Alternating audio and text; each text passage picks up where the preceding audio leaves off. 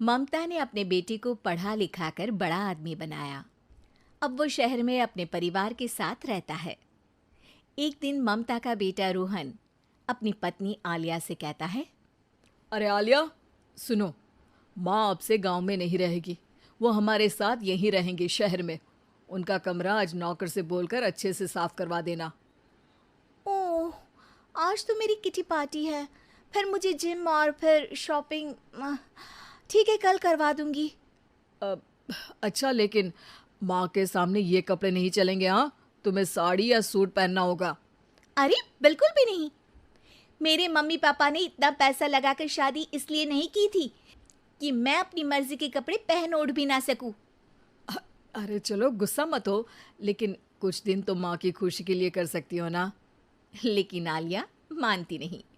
माँ आती है सिंपल सी साड़ी, झोला और चप्पल पहनकर। अरे रोहन, मैं इनके साथ कैसे रहूंगी? मेरी फ्रेंड्स क्या कहेंगी? ये तो पूरी गंवार लग रही है। आलिया, माँ गांव में रहती थी इसलिए ऐसी हैं। तुम आज ही माँ के साथ जाकर उनकी पसंद की शॉपिंग करवा देना। इनके साथ घर के अंदर रहना मुश्किल है, बाहर तो मैं कभी भी ना जाऊं। रोहन को आलिया पर गुस्सा आ जाता है। माँ, ओ माँ। हाँ बेटा।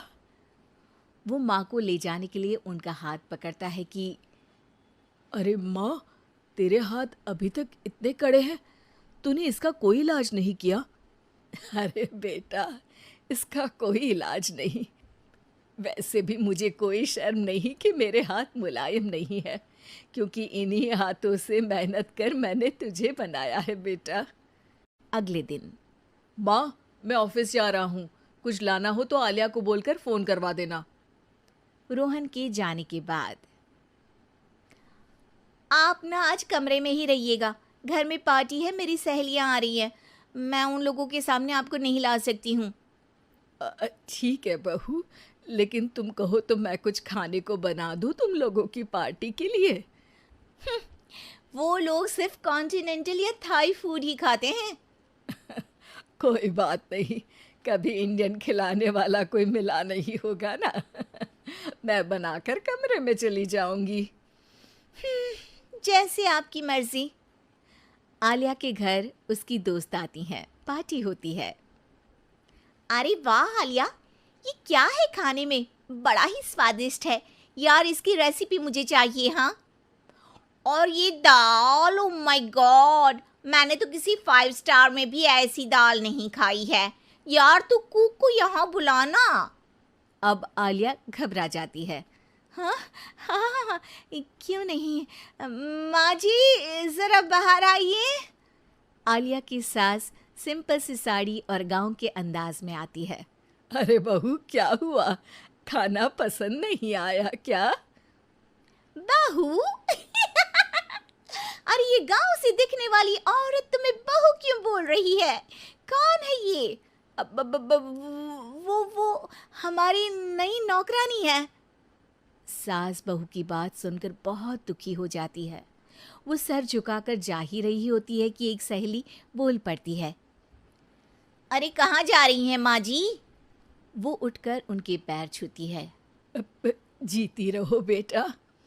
क्या है ना, आपकी शक्ल बिल्कुल मेरी माँ जैसी है। पता है आलिया, मैं शहर पढ़ने आई और फिर शहरी हो गई, लेकिन मेरे माँ पापा तो आज भी गांव में रहते हैं, बिल्कुल इनके जैसे ही हैं। आप यहाँ बैठिए ना आंटी, आप सच में बड़ी खूबसूरत है और आपके हाथ का खाना तो लाजवाब है। काश ये मेरी सास होती। सभी सहेलियां सास को घेर कर बैठ जाती हैं और उनसे खाने की रेसिपी पूछ रही होती है कि तभी घर की बेल बजती है और रोहन आता है। अरे क्या बात है, आज आप लोग हमारे घर में?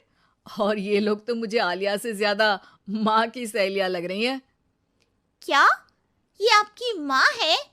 लेकिन आलिया ने तो कहा कि ये उनकी नौकरानी है और इन्होंने भी नहीं बताया। वो नहीं बताएंगी, क्योंकि उनके लिए बच्चों की इज्जत और उनकी खुशी सबसे पहले है। मुझे माफ कर दो, मुझे इन्हें तुम लोगों से मिलवाने में शर्म आ रही थी कि तुम लोग क्या कहती। अरे अब तो हमें शर्म आ रही है कि तुम हम लोगों की सहेली हो। हाँ, जो माँ जैसी सास को नौकरानी बोले वो हमारी सहेली नहीं हो सकती। ये बोलकर सभी वहां से जाने लगती है कि सास बोलती है, आलिया की तरफ से मैं तुम लोगों से माफ़ी मांगती हूँ। उसने जो कहा उसके लिए मैं उसे माफ़ करती हूँ। अब तुम लोग भी उसे माफ़ कर दो, क्योंकि अगर तुम लोगों ने उससे दोस्ती तोड़ी तो फिर मेरे हाथ का खाना कैसे खाओगी?